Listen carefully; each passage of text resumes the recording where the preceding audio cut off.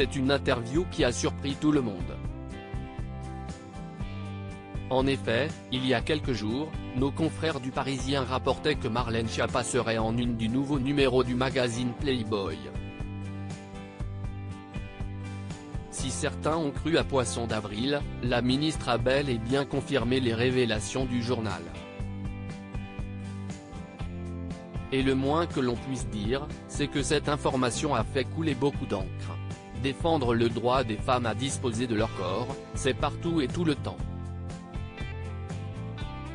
En France, les femmes sont libres.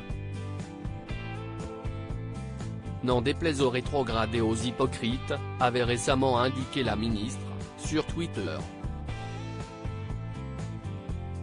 Marlène Schiappa @docteur. En effet, Marlène Schiappa a dû essuyer de nombreuses critiques, aussi bien de la part de ses détracteurs que de son propre clan.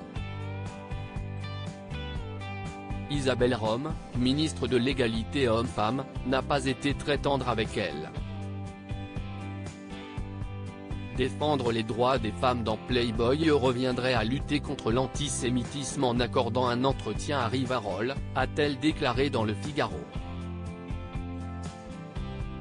Il se murmure également qu'Elisabeth Borne n'aurait pas hésité à recadrer sa ministre, qui ne l'aurait pas prévenue de cet entretien.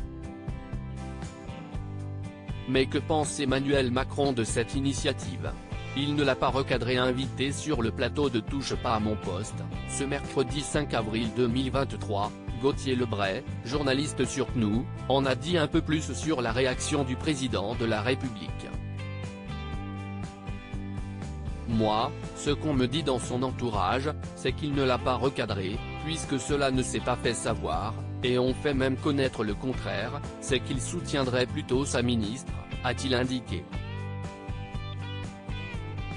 Un soutien de taille donc pour Marlène Schiappa, qui n'a pas hésité à prendre la pause pour le sulfureux magazine.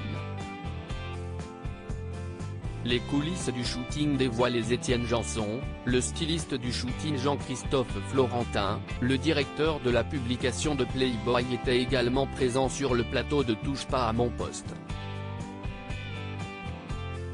Ainsi, ils en ont dit un peu plus sur cette séance photo.